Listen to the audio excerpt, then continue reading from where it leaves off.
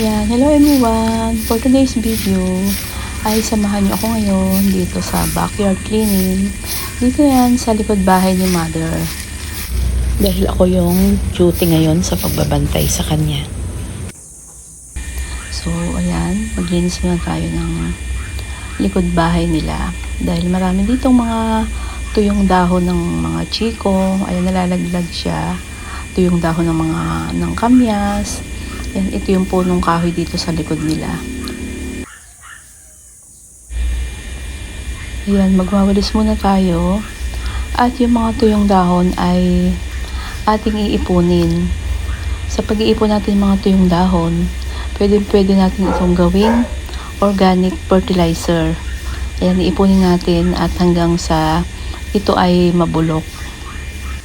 At sa paglilinis o pag-iipon ng mga tuyong dahon, meron din itong magandang benefit sa ating katawan, yung pagwawalis. Dahil sa pagwawalis, siyempre gumagana yung ating kamay, yung ating paa. Nawo-workout na rin yung ating buong katawan. Lalo na kung tayo ay papawisan. Sa paggalaw ng ating katawan, ay nababurn yung ating mga calories. Kaya nga, maganda rin yung sa umaga ay tayo ay nagpapapawis, galaw-galaw. Ayan, sabi nga, galaw-galaw para hindi magkasakit. Ayan, para pawisan yung ating katawan.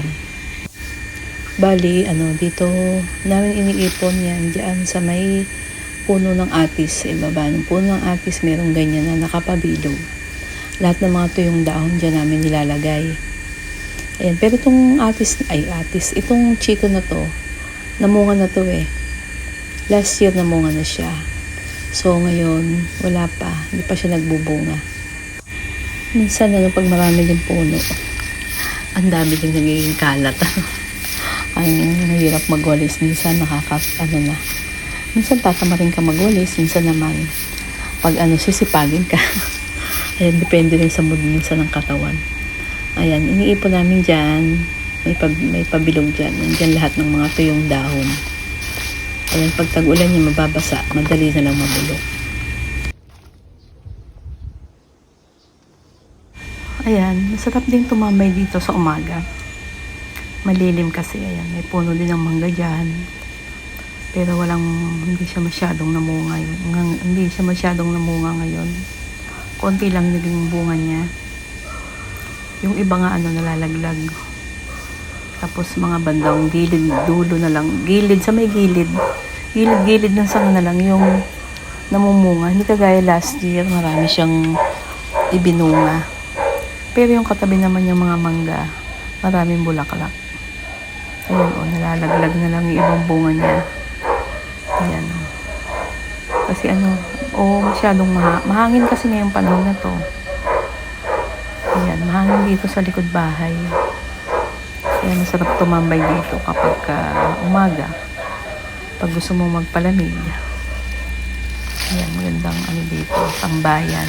Pero hindi ko na makakapagtanim ng ibang gulay kasi masyado namang malilib.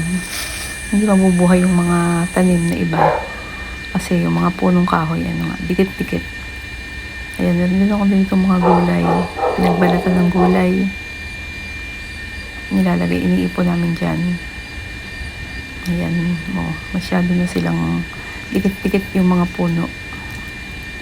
Hindi ka makakapagtanim. Meron dito na, ayan, dito lang yung mga bunga sa mga dulo-dulo. Tapos may konting tanim din na saging dyan. Ayan yung bunga niya, konti lang. Ayan,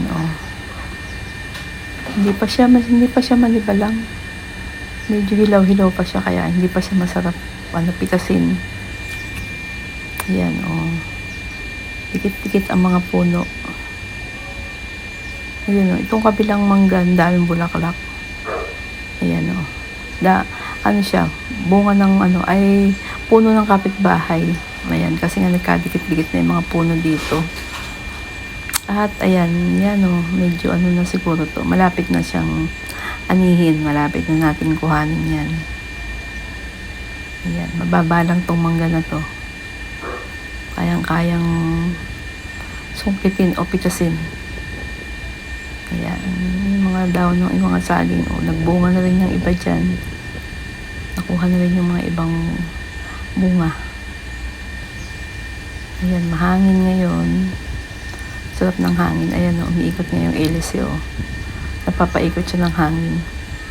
Ayan, ang gumawa nito ay yung bayaw ko. Ayan, napaka sweet nitong aso na to. Lagi siyang sumusunod kapag may tao dito, nakabantay siya.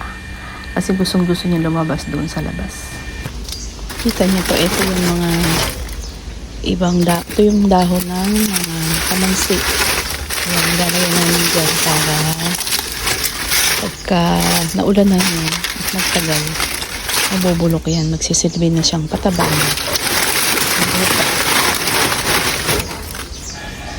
At ayan, meron din dito na yung katawan ng saging. Ayan, kinuha to ni Papa doon sa sagingan. Yung mga yung mga mabubulok na, malapit na mabulok. Nakapamunga na, kaya na siya, mamamatay na yung katawan ng saging. Ayan yung hello brownie. Ayan yung aso nila, mother. Sweet yan. Hello, say hello. Hello.